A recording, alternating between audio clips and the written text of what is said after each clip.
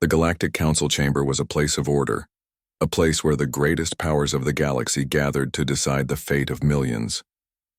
Its halls were wide, its ceilings stretched high, and golden light poured in through the crystal windows that floated in the station's orbit above Sereth Prime. For centuries, this chamber had been a symbol of stability. Arguments happened, yes, but they were controlled. Voices were never raised too high, and every decision was wrapped in layers of protocol and ritual. But today, the air felt different. The first sign came when the alarms began to echo through the corridors. They were not soft warnings or diplomatic chimes. They were sharp, urgent sounds, the kind that froze the hearts of everyone who heard them. Red lights washed across the chamber walls, and counselors who had been calmly discussing trade disputes stopped in mid-sentence, their words dying on their tongues. Something was wrong. Terribly wrong. At first, no one dared to speak. The alarms were never used inside council space, not unless there was a threat. And no one could imagine a threat bold enough to enter this sacred territory. Then the reports began to flow across the consoles, and the truth silenced even the bravest of voices. An unauthorized ship had entered the system. The words flashed across every screen, repeated in every language. For a moment, confusion filled the chamber. Perhaps it was a smuggler or a desperate refugee who had taken a dangerous risk. But then came the identification codes. The station's scanners had no doubt, no hesitation, it was human. The chamber froze. Dozens of species sat in silence, their eyes wide, their skin pale, their scales and feathers trembling. The air grew heavy as though gravity itself had doubled. The counselors glanced at one another, each hoping someone else would say what they could not.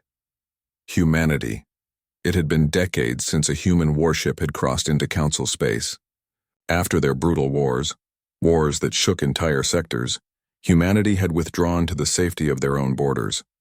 They had closed themselves off, refusing invitations, refusing to explain.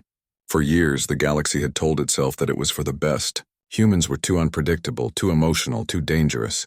Better to let them remain behind their walls, and yet here they were. No announcement. No request for permission, no escort. An unauthorized human warship, brazenly moving into the heart of council territory. The council chamber, the grand stage of galactic politics, suddenly felt smaller, as if the walls were closing in. Councillor Veylan of the Sarathi broke the silence first, though his voice was only a whisper. "It cannot be," he said, his scaled fingers clutching at the desk in front of him. "Not them. Not after all these years." Ambassador Lior of the Kalari shook her head slowly, her silver eyes filled with dread. "If it is true, then something has gone terribly wrong. They swore never to return." But the consoles did not lie. The ship's image appeared on the central display. Dark, angular, a silhouette that looked more like a predator than a machine. Its hull carried scars from old battles, but its weapons gleamed, alive with silent threat. The name appeared beneath the image, UNS Revenant. The chamber erupted into noise. Some shouted for defense fleets to mobilize. Others begged for negotiations. A few simply sat in stunned silence, their thoughts racing back to the old stories of human vengeance and human wrath. Yet even above the noise, a quiet truth settled into every heart. Humans did not arrive by mistake. If they were here, they had come for a reason. And in that moment, as the alarms continued to echo through the station, the council trembled, not from weapons fired, but from the weight of what it meant. The humans had returned. The silence inside the council chamber was heavy. Every species, every leader, every diplomat sat frozen, staring at the image of the warship on the great screen. The UNS Revenant, a name spoken in whispers even in distant corners of the galaxy. Old memories rose like ghosts. They remembered the wars of the past, short, brutal, and unforgettable.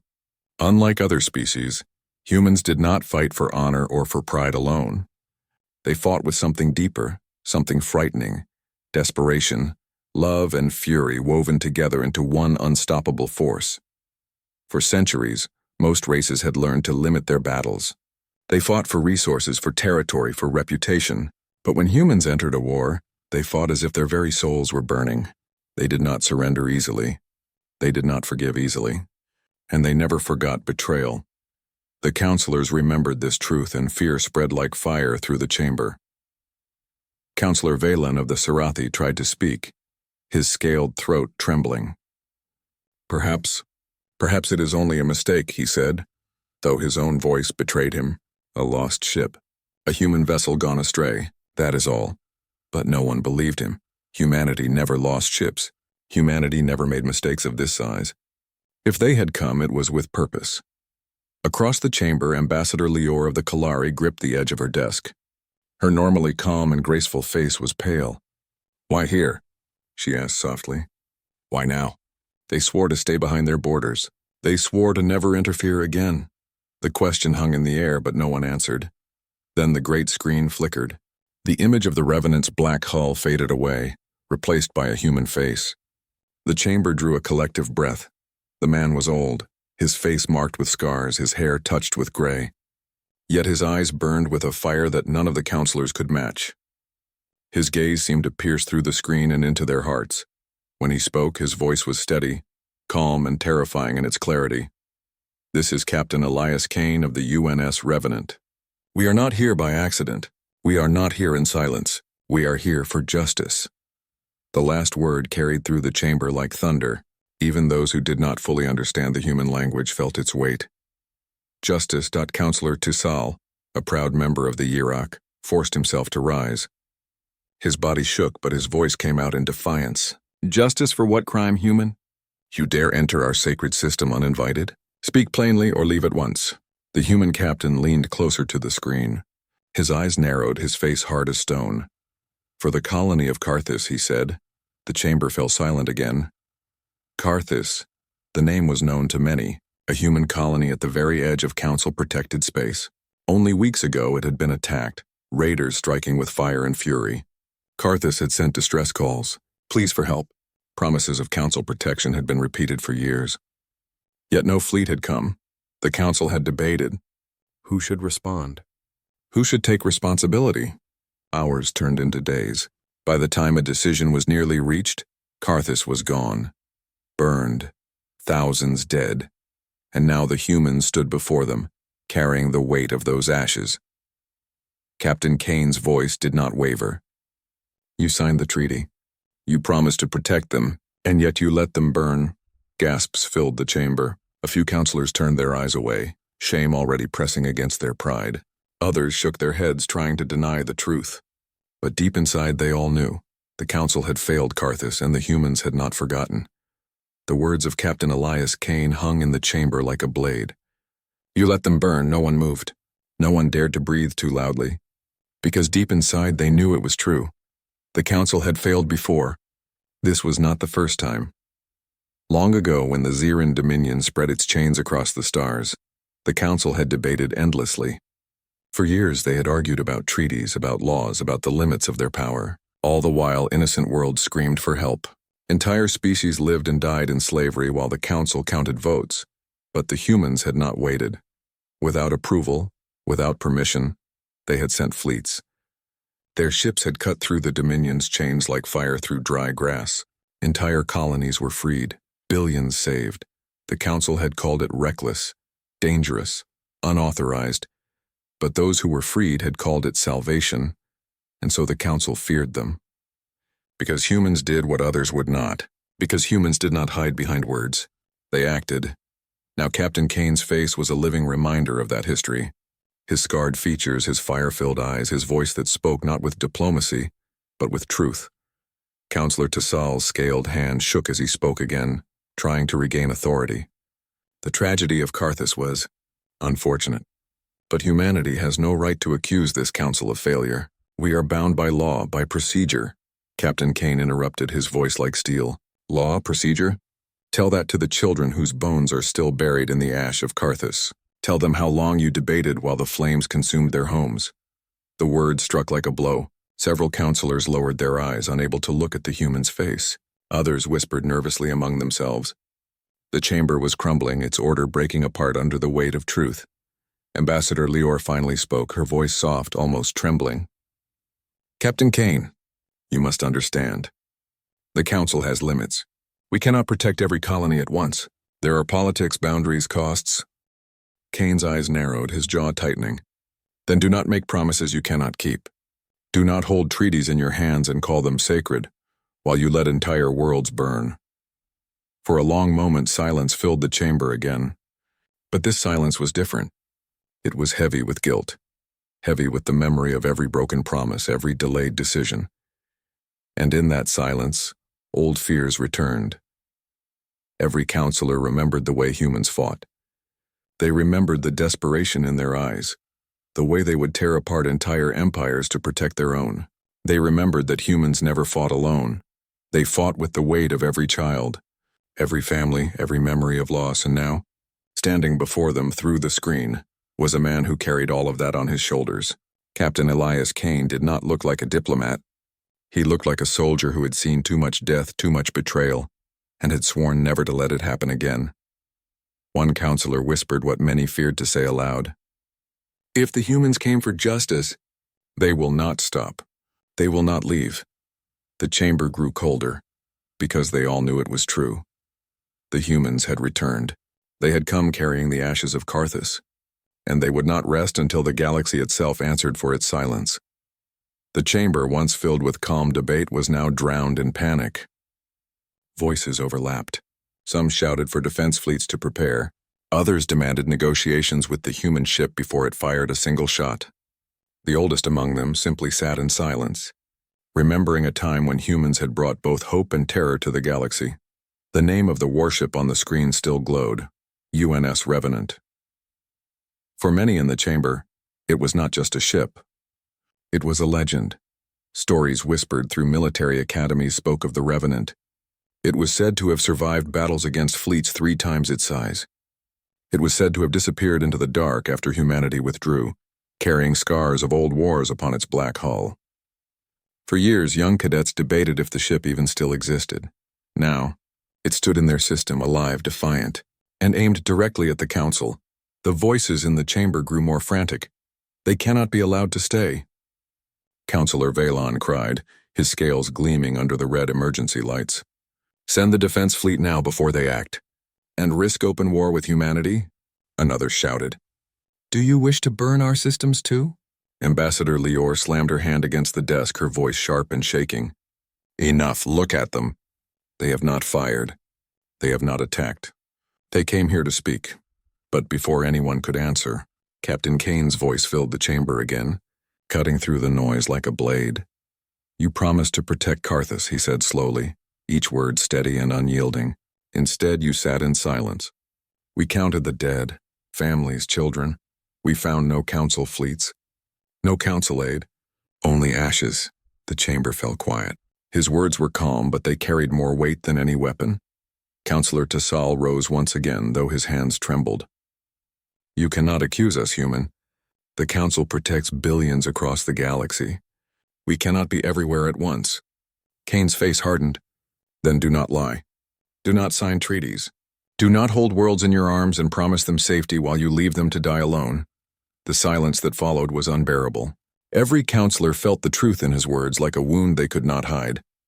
They had failed, not because they were weak, but because they had chosen to delay, to wait, to argue while others burned.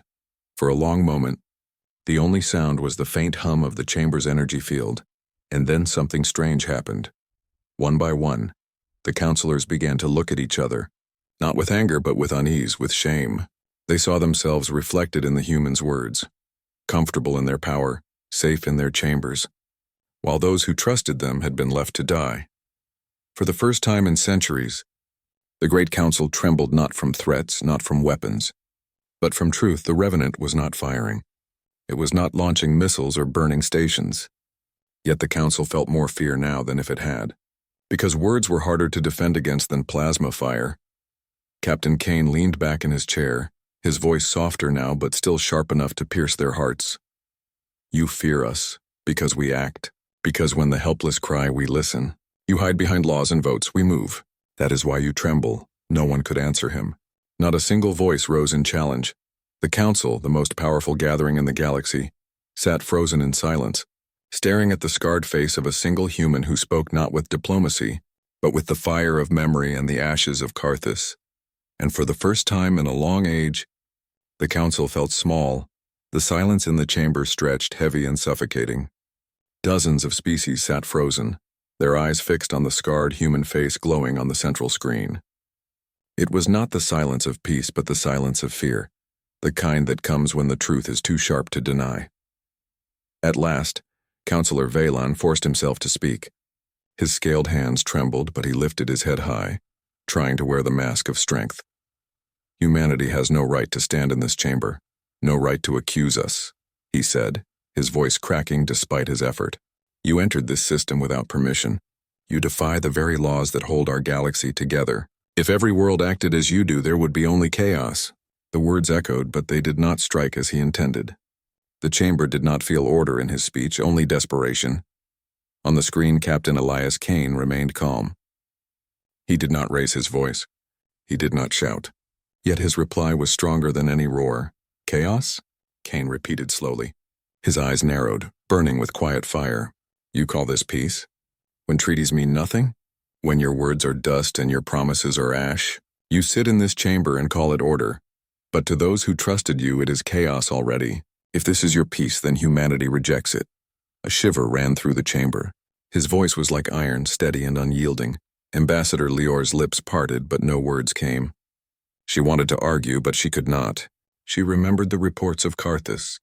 She remembered the council's endless delays. And she remembered that Kane was right.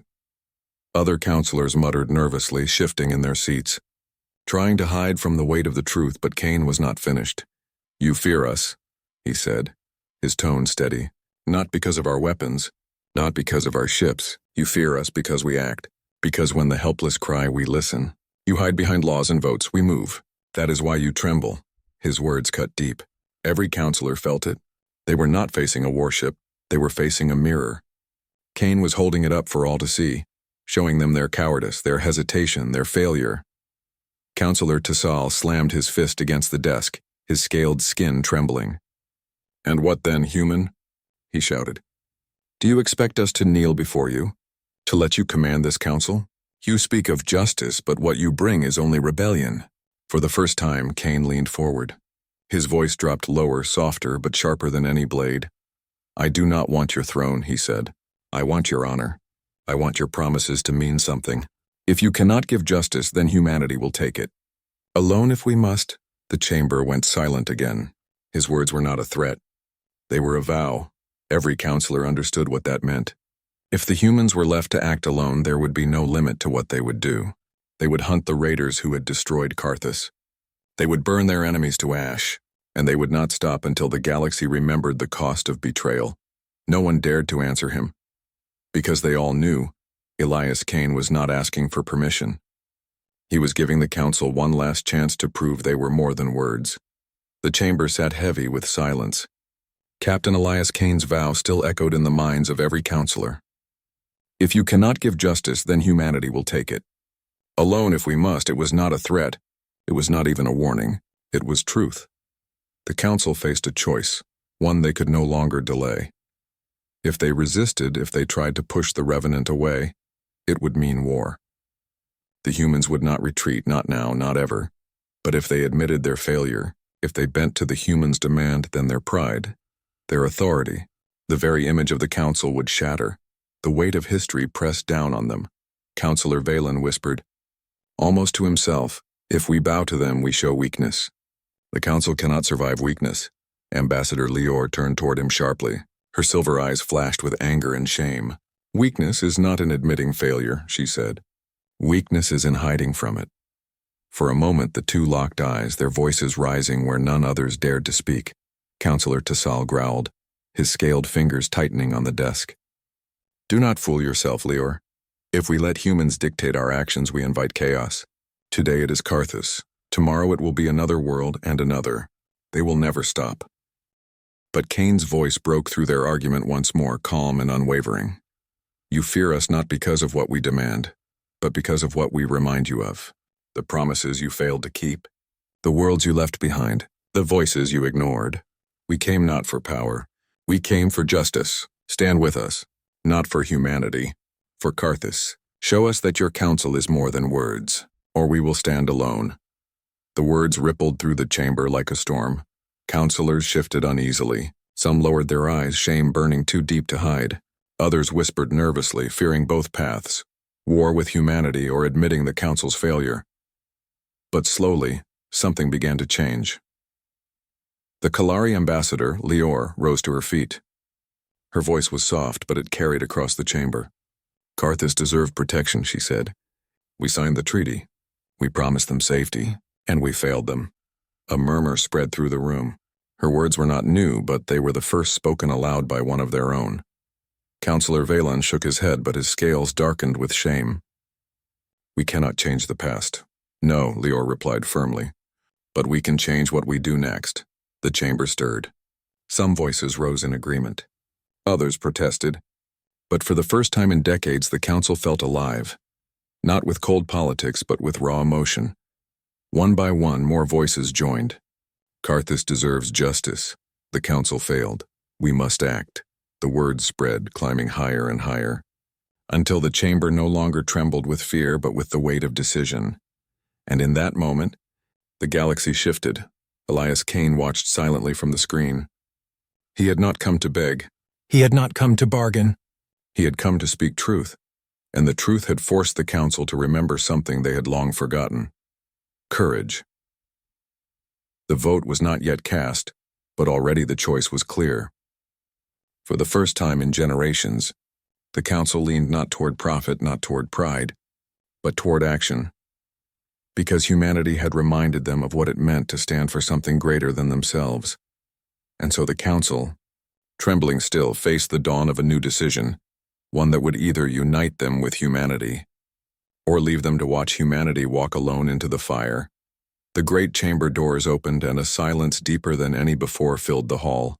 For hours the council had argued, their voices rising and falling, fear and shame clashing with pride and tradition.